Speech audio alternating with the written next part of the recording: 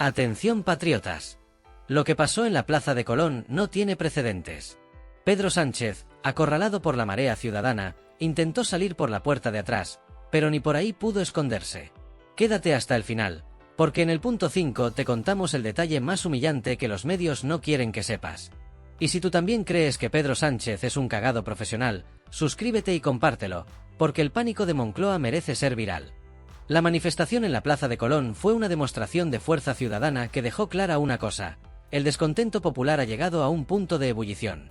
Las imágenes de la plaza completamente llena, banderas ondeando, gritos de dimisión y una atmósfera de unidad entre diferentes sectores sociales no se pueden ocultar ni maquillar. Fue una de esas convocatorias que no dependen de partidos políticos concretos, sino del hartazgo acumulado por decisiones que muchos consideran contrarias al interés nacional, como los pactos con partidos independentistas, la amnistía y la erosión del Estado de Derecho.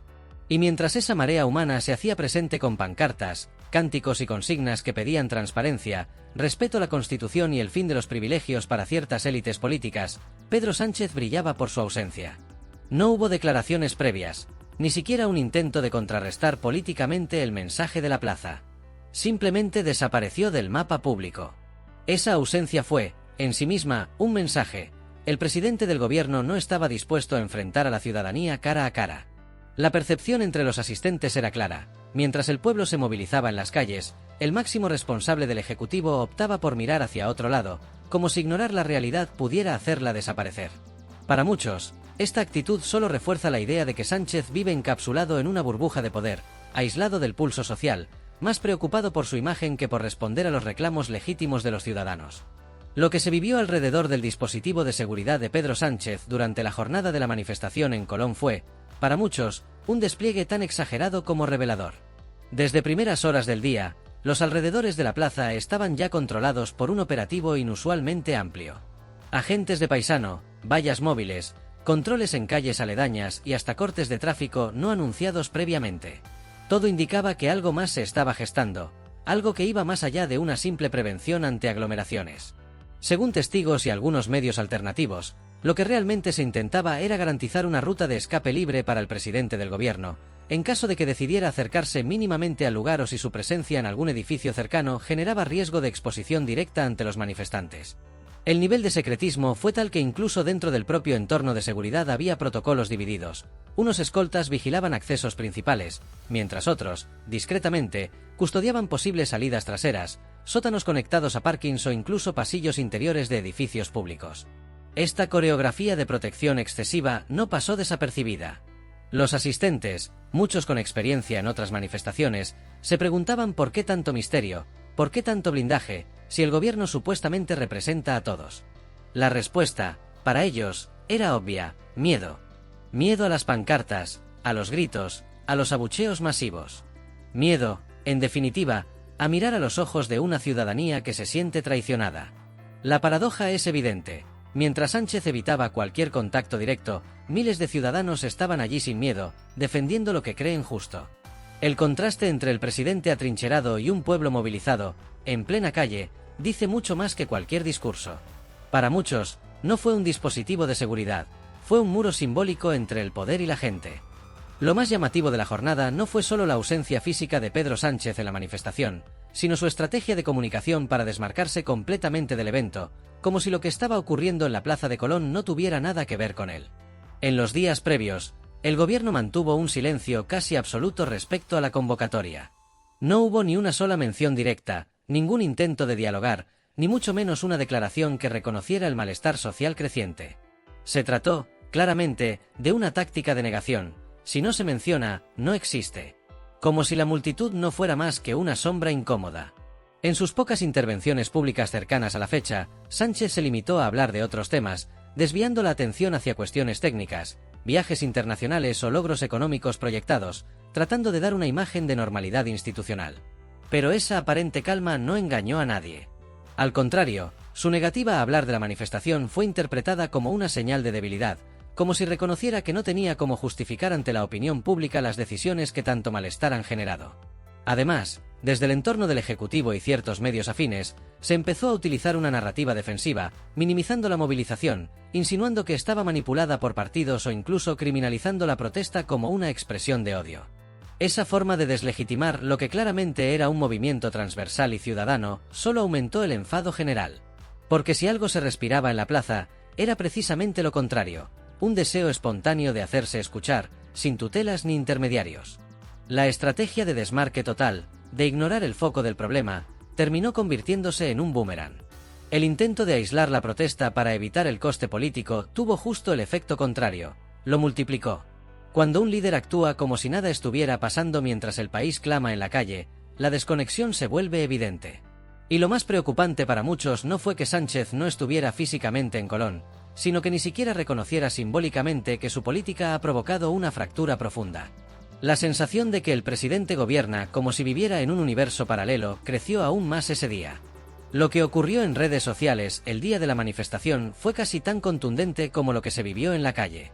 A medida que avanzaban las horas, la protesta en Colón dejó de ser un evento localizado para convertirse en un fenómeno digital. La etiqueta #Sánchez huye se disparó en X, antes Twitter, en cuestión de minutos, escalando posiciones hasta situarse entre las principales tendencias a nivel nacional. No fue solo una campaña coordinada, aunque algunos intentaron venderla así, sino una reacción orgánica de miles de usuarios que compartían imágenes, vídeos y comentarios que apuntaban todos en la misma dirección. Pedro Sánchez estaba escondiéndose de su propio pueblo. Los vídeos que empezaron a circular eran especialmente demoledores. Imágenes captadas por ciudadanos mostraban calles cerradas, movimientos sospechosos de vehículos oficiales, agentes controlando discretamente los accesos a edificios gubernamentales y rutas bloqueadas que normalmente no se verían en un sábado cualquiera. Muchos de esos vídeos iban acompañados de comentarios sarcásticos o directamente acusatorios, apuntando a una misma idea: el presidente no se atreve a enfrentar el clamor social que él mismo ha provocado. La fuerza de esa narrativa en las redes fue amplificada por el hecho de que el gobierno no reaccionó. No hubo desmentidos oficiales convincentes ni explicaciones plausibles. En ausencia de respuestas, lo que creció fue la percepción de que algo se estaba escondiendo. Y en ese vacío, los usuarios construyeron su propia versión de los hechos, basada en la lógica de la evasión. Si no aparece, si no se pronuncia, si ni siquiera condena ni responde a lo que miles están gritando en las calles, es porque tiene miedo. Más allá del humor y de los memes, que fueron abundantes, lo que se reflejó fue una indignación real, una especie de juicio público donde la ciudadanía, conectada digitalmente, encontró una vía para expresar su hartazgo. Lo que no se podía decir en los medios tradicionales se gritó a través de hilos virales, directos improvisados y publicaciones compartidas por millones. La tendencia #Sánchez huye no fue solo una etiqueta más. Fue el resumen simbólico de una jornada en la que la distancia entre el poder y el pueblo no solo se vio en la plaza, sino que se amplificó en cada rincón de Internet. Para muchos, ese silencio digital del presidente mientras su nombre ardía en redes fue una confirmación más de que no se trataba de un líder fuerte, sino de alguien que prefiere esconderse cuando el país alza la voz. Lo que ocurrió en los márgenes de la manifestación, cuando el acto principal ya estaba avanzado y la tensión en el ambiente no había disminuido ni un grado, fue una escena que muchos consideran la más simbólica y vergonzosa del día. Diversas fuentes, algunas de dentro de cuerpos de seguridad y otras vinculadas a testigos presenciales, señalaron que Pedro Sánchez, quien se habría encontrado en un edificio institucional cercano, intentó salir discretamente por una de las entradas secundarias, alejada del flujo principal de los manifestantes. La intención era clara: evitar cualquier confrontación directa, cualquier imagen incómoda que pudiera ser captada por cámaras o teléfonos móviles. Pero el plan no salió como esperaban. Varios manifestantes, atentos a los movimientos extraños en ciertas calles cercanas y alertados por una presencia inusual de escoltas, comenzaron a agruparse cerca de una de esas salidas. En cuestión de minutos, empezaron a corear consignas al ver coches oficiales aproximarse. Algunos incluso reconocieron a miembros del equipo de seguridad presidencial, lo que alimentó aún más la sospecha de que Sánchez estaba a punto de ser evacuado por esa vía. Y así fue. En medio de la confusión, con gritos de «cobarde» y «da la cara», de fondo, se produjo una escena que muchos describen como una retirada forzada y desorganizada. El presidente, según estas versiones, habría intentado subirse rápidamente a un vehículo oficial mientras el dispositivo de seguridad trataba de contener a los manifestantes que se acercaban. No hubo contacto físico ni incidentes graves, pero sí un nivel de tensión visible. Las imágenes que empezaron a circular mostraban un movimiento apresurado, una salida sin protocolo, casi improvisada, como si el temor a ser visto, grabado o interpelado cara a cara hubiera vencido cualquier cálculo político. Algunos medios alternativos incluso llegaron a publicar fragmentos de vídeo donde se podía distinguir a miembros del equipo presidencial apresurándose entre la multitud, intentando evitar cámaras y teléfonos móviles a toda costa.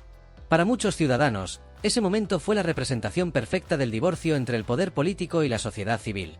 Un presidente incapaz de caminar unos metros entre su gente sin recurrir al escape, sin mostrar el mínimo gesto de valentía institucional.